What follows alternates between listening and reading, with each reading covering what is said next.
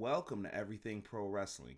Everything Pro Wrestling is a show by the fans, for the fans. And I am your host, Conrad Cushman, and we are here to talk about a historic event, WWE Evolution, the first ever all-women's pay-per-view. Overall, guys, we're going to talk about the show, review the matches, and we are going to just talk about the little subtle things about the matches.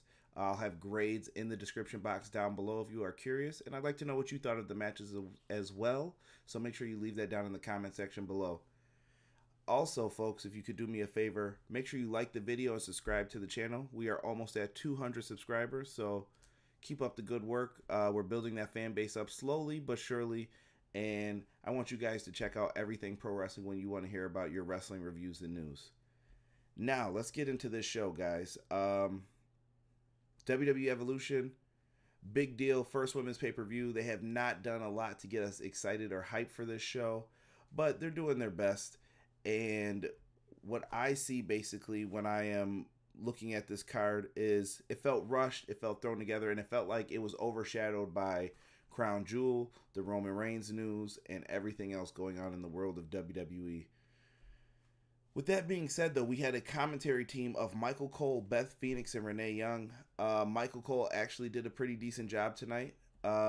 He wasn't too overbearing or annoying, and he felt well produced. So, good job to all three involved. Not bad. The crowd, it was a little disappointing to see the top deck of the crowd. It looked like it was tarped off. Maybe I'm wrong. If someone was there live in attendance, please let me know. But it felt like it was tarped off in the top. And yeah, I just didn't like it. I heard ticket sales didn't do too well for this event. I'm not sure how true that is, but whatever. The crowd looked more NXT-like than anything. It looked like a Full Sail crowd, but it wasn't. It was in Long Island. And the opening performance also felt very NXT TakeOver-esque. It felt like it was a Triple H move. I guess we'll find out later if it was. But I like the opening performance. It felt different to start a WWE pay-per-view off like that. So, good job. We get to the first match. The opening contest was Trish Stratus and Lita versus Alicia Fox and Mickie James with Alexa Bliss in their corner. Overall, it was a decent match. They did have a few botches in there. Whatever. But they got good reactions, and it was fun for the crowd to get into the match. Overall, I gave it a grade of a C+. Like I said, people are going to be moving around a little bit slower when you see this match, but I felt that the ladies did a good enough job to keep fans interested in this match. Excuse me here.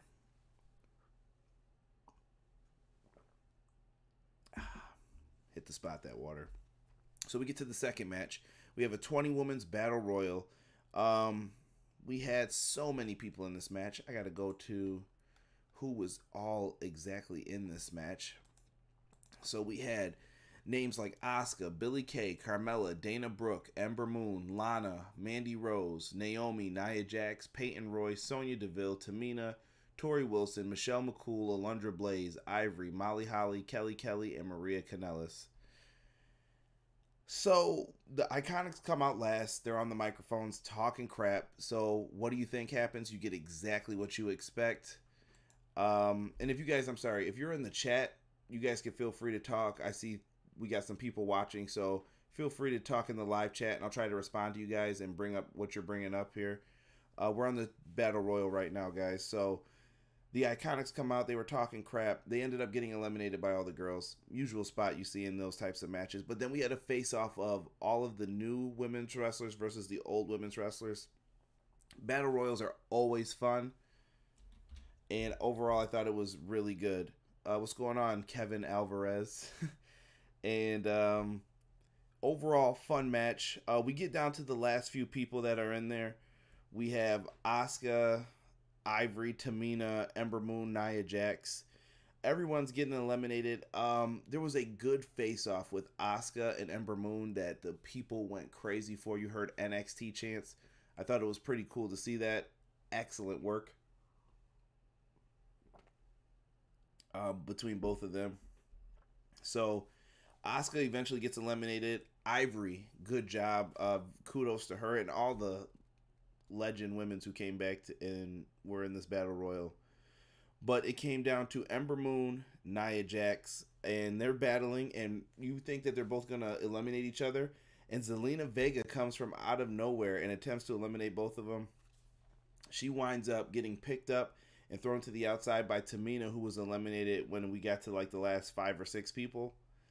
And Tamina ended up catching Zelina Vega, but not with her hands. She caught her right in the face. I felt so bad for Tamina. She ate that whole spot, like right to her face. She looked like she was all right later on in the night, so good for Tamina. I don't like to see anybody get hurt, and that looked awful for her. In the end, though, Nia Jax eliminates Ember Moon. Nia Jax is going to be facing off against the Raw Women's Champion in the future. When? We don't know yet. Now, that match I gave a B- to, and I'm sorry, and the Trish and Lita match was a C+. Now we get to the Mae Young Classic Finals. We had Io Shirai versus Toni Storm in the Mae Young Classic Finals. Gotta love the Mae Young Classic. Now, when you see this match, you got to think, and the NXT match was last year's finals too, and I'll bring that up once we get to it. There was a brutal German suplex on the apron by Toni Storm. Ugh, that was hard to watch, but very cool at the same time. Io Shirai definitely did a cool moonsault to the outside. Loved it. I thought it was very cool. This was a good match. A match that could get lost in translation because you kind of felt your hype for the show die down a little bit, but nothing too bad on here. Overall grade of a B+, and the match ends with 2 Storm Zeros from Toni Storm. Excellent. Kevin Alvarez says, surprised I saw no Dave Flair, Randy, and Triple H. Wrong Evolution, my friend. That was for SmackDown 1000. But good match. Overall grade B+ for the Mae Young Classic Finals. And like I said, these will all be in the description box as well. Next, we had the 6-woman tag. We had the Riot Squad versus Bayley, Sasha, and Natalya. This was also a cool-down match, I think, after the Mae Young Classic. Not too much happened. They did some teasing of Sasha and Bayley getting into it again. I'm so sick of seeing this. If they're going to break them up, break them up. If they're going to fight, let them fight. So after all this is being said and done, we saw some cool spots, but the match ends with Sasha Banks hitting a frog splash for the 1-2-3. She was crying, very emotional. Very cool to see those 3 women at least be on the show, but I wanted to see them in a bigger role. Maybe we could have had Sasha and Bayley versus Lita and Trish. I thought that could have been a better match, but neither here nor there. Overall grade C+ for that one. Now, the NXT Women's Title match, which was last year's Mae Young Classic Finals. That shows you how great this tournament is, guys. We had Shayna Baszler challenging for the title against Kairi Sane. This is the first time the NXT title is being defended on a main roster pay-per-view for the women. Also, we had the first time that we had what was I going to say? I'm sorry, yeah, I said that. The NXT Championship being defended. And I also wrote a note here that I thought was very important for the NXT match here. I want everyone to be proud of the NXT talent, crew, and fan base, because look at how far that this group has come since they were on just Hulu, and they were only on there for an hour. And I used to try to catch it here and there, but now it's on the network, and I think it's the best show that WWE has. So just want everyone to be proud of that. Baszler was brutal in this match. Reminded me of Pete Dunne stepping on her elbow, pulling her up by her elbow. Just looked crazy. Shayna Baszler was picking apart Kairi Sane throughout this match. Excuse me again. I had some technical difficulties before, so this is like my 3rd time recording this. Excuse me. So we get into the end of the match. It's a spot that everyone sees coming. Kairi Sane's over by the 4 horsewomen. I think it's Maria Schaefer, and I'm not sure of the other girl's name. And Shayna Baszler gets back body dropped onto the 4 horsewomen. Crazy. So after that happens, they end up getting involved in the match. Something I did not expect to see happen. So they get involved in the match, and it ends up costing Kairi Sane after getting kicked into the head. And she gets put into the clutch by Shayna Baszler. Passes out. The ref calls the match. Shayna Baszler is your first ever 2-time NXT Women's Champion, and that's unbelievable. Very good for Shayna Baszler. Overall grade B for that match. Solid work. I thought that this match potentially could have been match of the night, but it did not do it. But you do not want to sleep on this match or the Mae Young Classic match. Both phenomenal matches. The next match is the match of the night. Last woman standing match, Smackdown Live Women's Title. We had Charlotte Flair versus Becky Lynch. Now, let me get into the video package.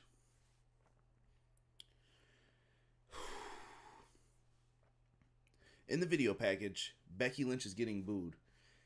Anyone who watches wrestling today knows in reality that Becky Lynch was not getting booed at all during this feud. So if anyone ever goes back in time and for some odd reason wants to watch this video, Becky Lynch was not getting booed at this time. She was being cheered in every match, every segment. Charlotte was not being cheered. She was being booed.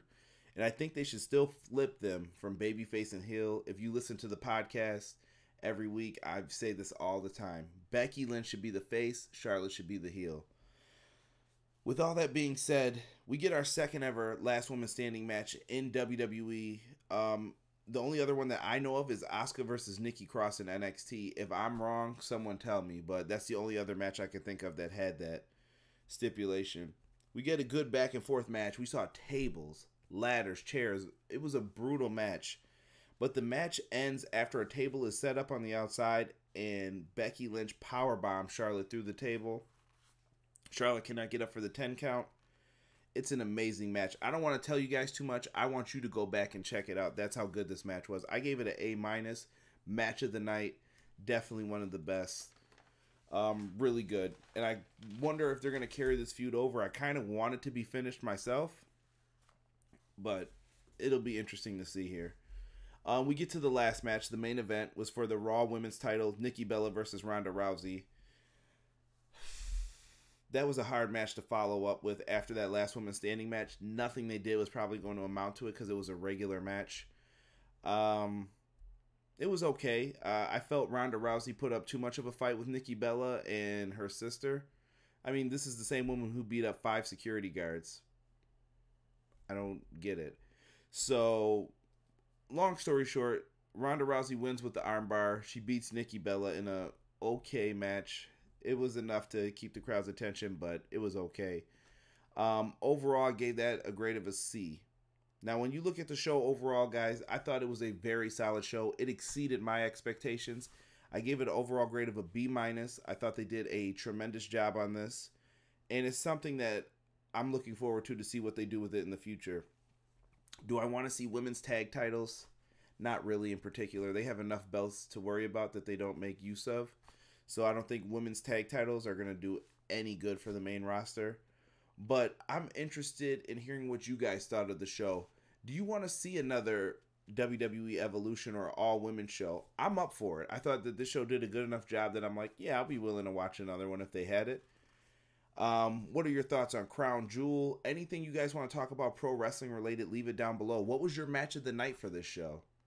Tell me what you guys thought of the last woman standing match. Was it good? Are people overrating it? Some people are saying that that is the best women's match ever in WWE.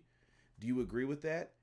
Personally, I don't think it's the best match right now. I think it's up there, but it's not better than Sasha versus Bayley, in my opinion, at NXT TakeOver. But this is up for some topics and debates, guys. So leave it in the comment section down below. Make sure you like the video. And if you're not already subscribed, subscribe to the channel. And if you are subscribed, make sure you click that notifications bell so you know when I go live. You know I do streams on PlayStation. And also I have the Everything Pro Wrestling podcast in the description box below. Make sure you check out the links to all that stuff. Guys, I appreciate the Everything Pro Wrestling group and everyone who checks out all my stuff. You guys mean the world to me, and I love talking pro wrestling with you guys. So thank you for all of that. And WWE Evolution, another one in the books. We'll see what happens with Crown Jewel. I should have a review up right after that's done as well. So we'll be sure to check that out. Guys, have a good night. Peace.